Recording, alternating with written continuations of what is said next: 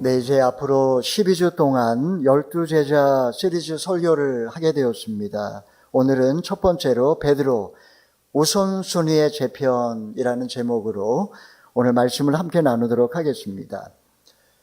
어니스트 해밍웨이, 그의 소설 노인과 바다는 이렇게 시작합니다.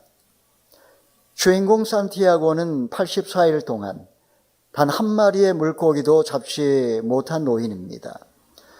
사람들은 그를 이제 끝난 어부라고 부릅니다. 함께 다니던 소년도 더 이상 그의 배에 타지 않습니다. 84일째가 끝나고 아무것도 없는 그물을 들고 돌아온 아침, 노인은 말없이 그물을 말립니다. 다시 던질 준비라기보다 이제 그만두려는 손놀림입니다. 그물은 젖어 있고 마음은 더욱 젖어 있습니다. 인생에는 밤새 썼는데 아무것도 잡히지 않은 시간이 있습니다. 요즘은 게으름이 아니라 성실이 사람을 무너뜨리는 시대입니다. 열심히 노력했는데 결과는 없고 기도했는데 응답이 없는 것처럼 느껴지는 시간 말입니다. 성실하면 좋은 대학도 가고 대기업도 취직하고 임원도 달 줄 알았는데 막상 이 나이가 되고 보니 남는 게 빈손입니다. 어떤 드라마의 그 김 부장이 딱 그런 인물입니다. 해고 소식을 들은 그는 집으로 돌아와 피곤한 몸을 침대에 눕힙니다. 본문은 바로 그런 아침에 시작합니다. 갈릴리 호수는 따뜻한 물, 풍부한 어종, 비옥한 들판, 때로는 돌풍이 있는 곳입니다. 이곳은 예수님 사역의 중심지죠. 이른 아침부터 사람들이 몰려듭니다. 이유는 하나입니다. 1절은 그들을 하나님의 말씀을 들으려 나온 사람이라고 말합니다. 하지만 정작 그 말씀을 가장 가까이서 듣게 되는 사람들은 누구일까요? 곁에서 그물을 싣고 있던 어부들입니다. 이 시간에 우리는 말씀을 듣는 군중 곁에서 말없이 그물을 싣고 있던 시몬이 어떻게 예수님의 제자가 되었는지 함께 살펴보고자 합니다. 첫째, 주님은 빈 배를 설교단으로 삼으신다. 우리 2절의 말씀을 같이 읽어보겠습니다. 시작. 예수께서 보시니 배 두 척이 호숫가에 되어 있고 어부들은 배에서 내려 그물을 싣고 있었습니다. 자, 배 두 척이 있다고 했습니다. 아주 짧은 구절이지만 그 속에는 밤이 맞도록 수고한 그 삶의 고단함이 스며 있습니다. 어부들이 그물을 싣고 있다는 말도 아주 단순하지만 거기에는 빈손의 허탈함이 고스란히 담겨 있습니다. 어부들은 어젯밤만 해도 희망을 던지고 끌어올리고 던지고 끌어올렸습니다. 결론은 nothing, 아무것도 없었습니다. 날이 밝자 어부들은 빈 배에서 내려 그물을 싣고 있습니다. 빈 배란 아무것도 실리지 않은 상태이기 이전에 붙잡으려 했으나 빈손뿐인 실패의 자리를 상징합니다. 최승자 시인은 이렇게 고백합니다.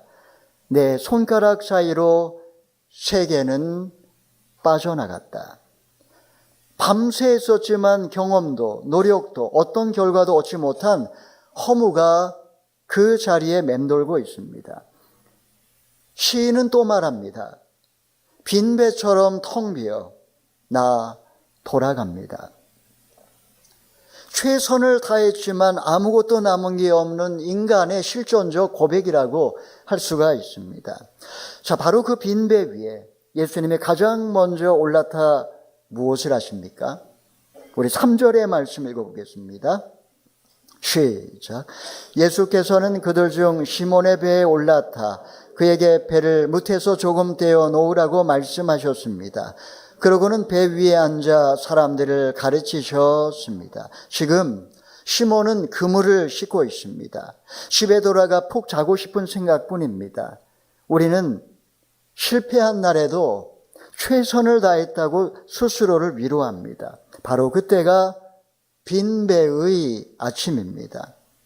주님은 빈 그물을 싣고 있는 베드로에게 배를 호수에 조금 띄워달라고 부탁하십니다. 이제 빈배는 더 이상 부끄러운 실패의 상징이 아니라 주님의 음성이 가장 잘 들리는 강단으로 바뀌게 됩니다. 사랑하는 여러분, 주님은 우리의 인생에도 종종 빈배일 때 찾아오십니다.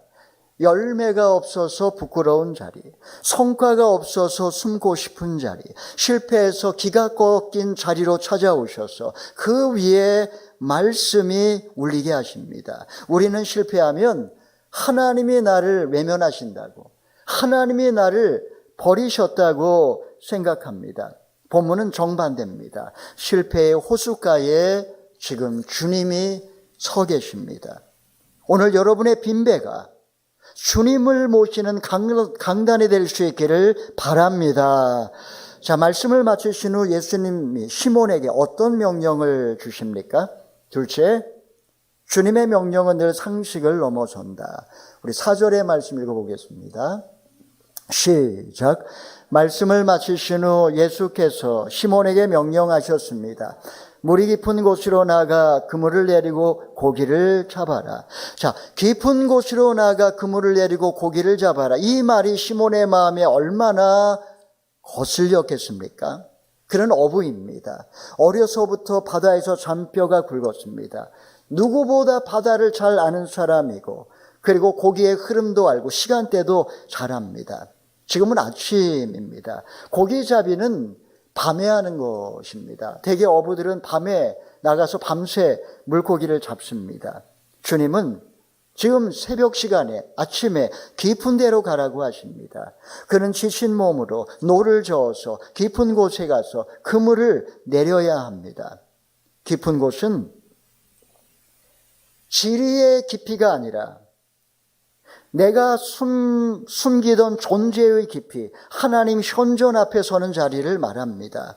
시몬은 그동안의 세상이 가르쳐준 방식대로 살아왔습니다. 그냥 사람들 다 그렇게 사니까 그물질을 했고, 그게 인생이니까 하루하루 고단한 삶을 버텼습니다. 주님은 그 익숙한 얕은 곳을 떠나서 깊은 곳, 곧 하나님의 현존이 닿는 자리로 그를 초청하고 계십니다.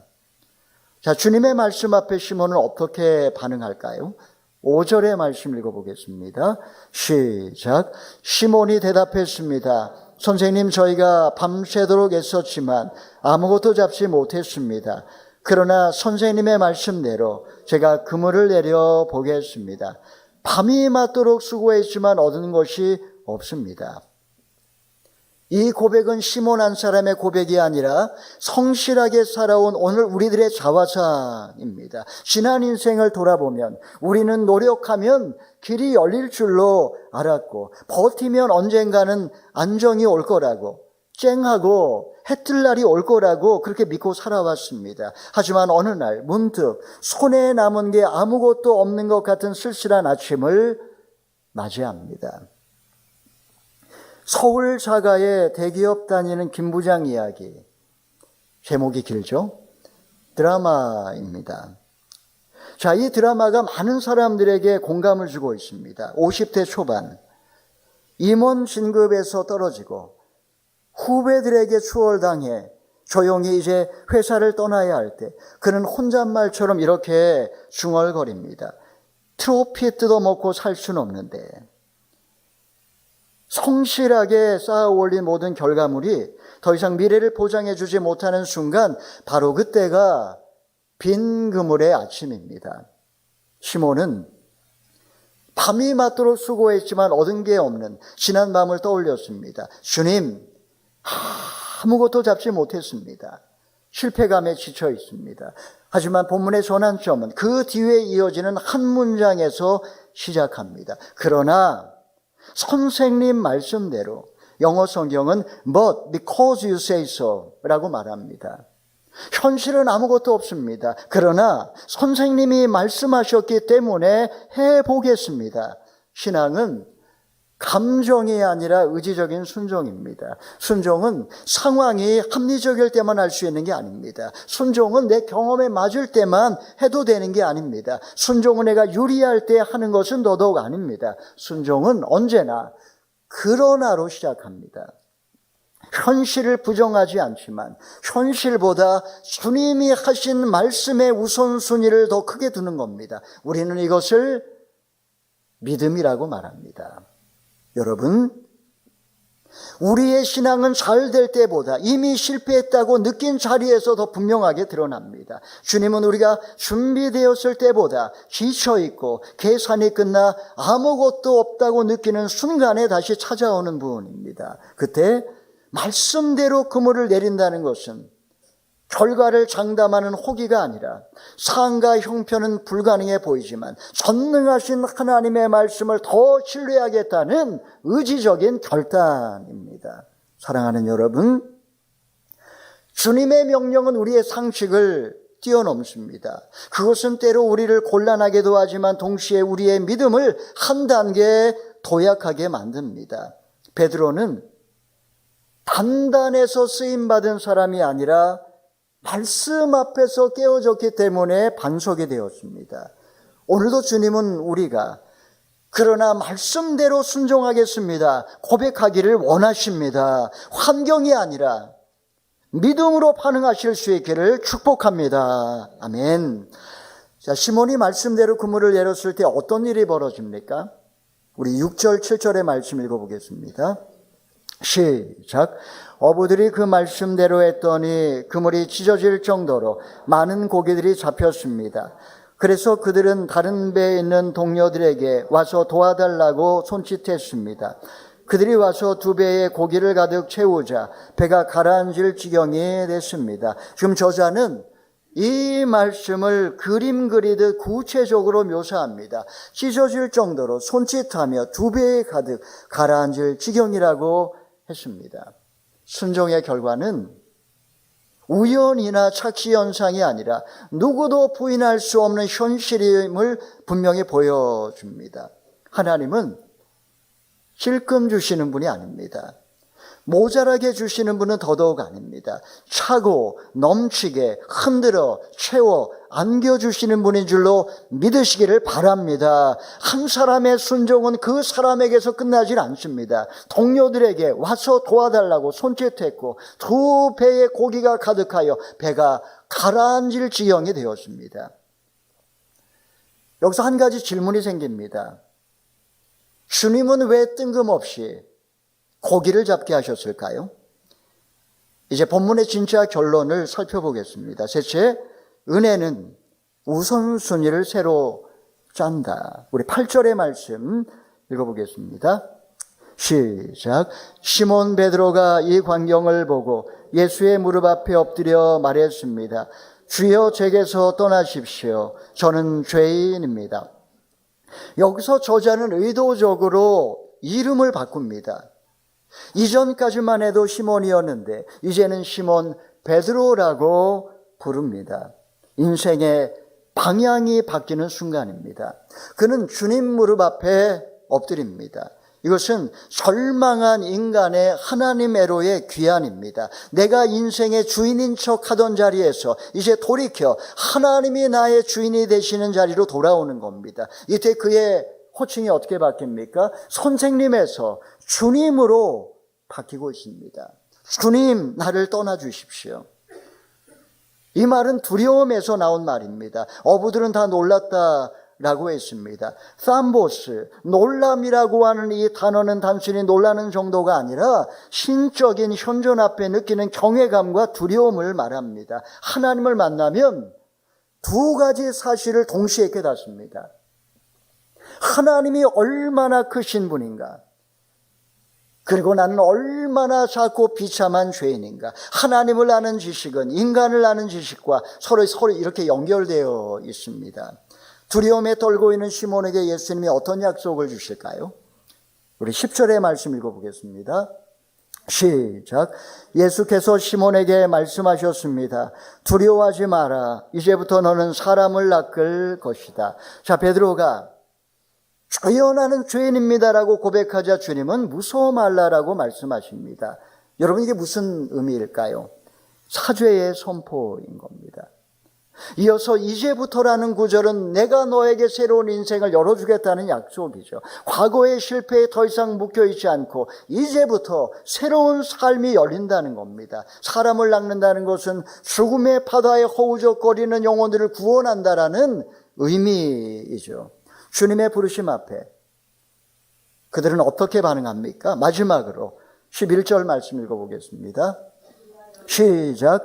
그리하여 그들은 자신들의 배를 무태 대고 모든 것을 버려둔 채 예수를 따라갔습니다. 자, 주님이 시몬에게 고기를 잡게 해주신 이유는 그를 갈릴리의 어촌계장으로 세워주시기 위함이 아닙니다.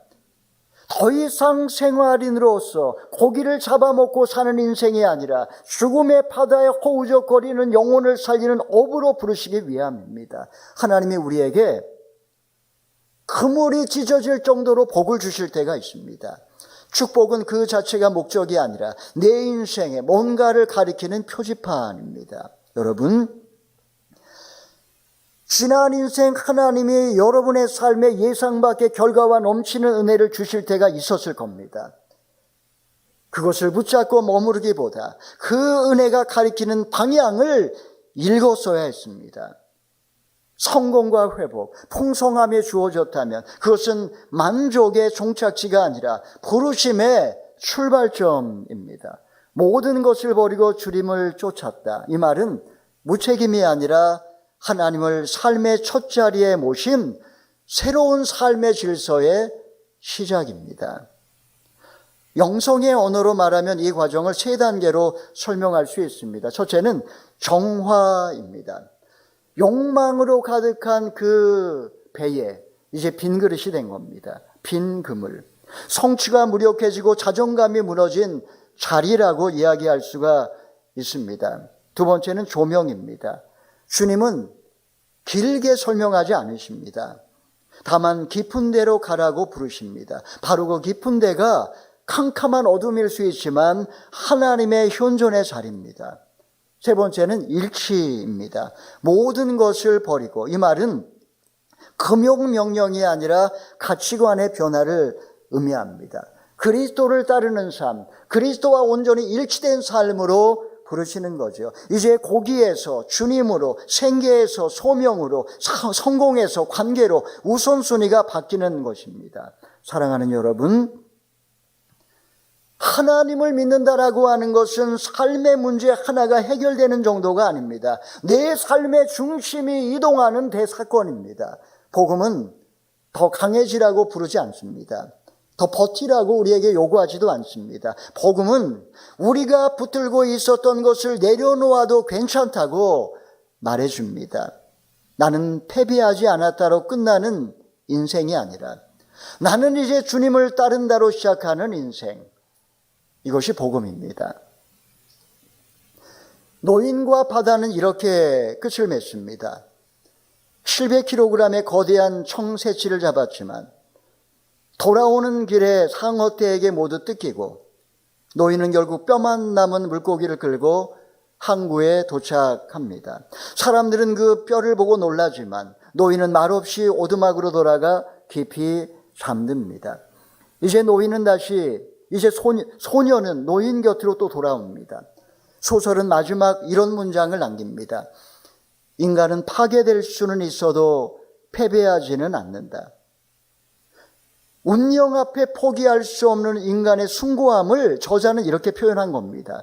노인과 바다의 발표로 세계적인 명성을 얻은 어니스트 해밍웨이는 2년 후 노벨 문학상을 받습니다. 인간은 파괴될 수는 있어도 패배하지는 않는다. 이 문장은 아름답지만 무섭습니다. 자존심으로 끝까지 버티는 게 가능할까요?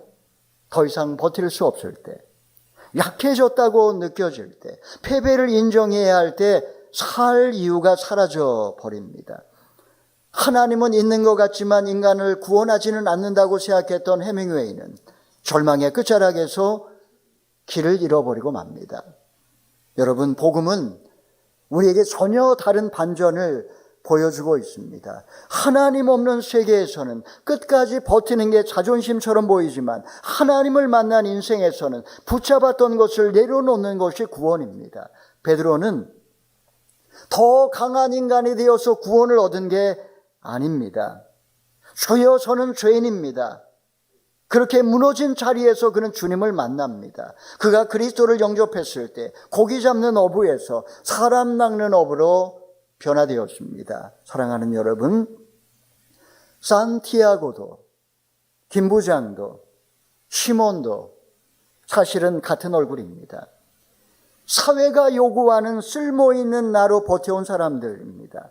인생이 무너지는 순간은 내가 게을러서가 아니라 그 쓸모있던 자아가 더 이상 날 살리지 못할 때에 찾아옵니다. 주님은 시몬에게 새 가면을 씌우지 않으십니다. 가면을 벗은 자리에서 그의 중심을 다시 세워주십니다. 사랑하는 여러분, 지금 여러분의 인생은 어떻습니까? 빈 그물의 아침이 절망으로 끝날 수도 있고 하나님을 만나는 인생의 전환점이 될 수도 있습니다. 빈 배에서 순종으로, 선생님에서 주님으로, 생활인에서 사명으로 우선순위가 바뀌는 순간 인생은 전혀 다른 방향으로 흘러가기 시작합니다. 이 시간 주님이 밤이 맞도록 수고하였으나 얻은 것이 없는 여러분을 찾아오셔서 말씀하십니다.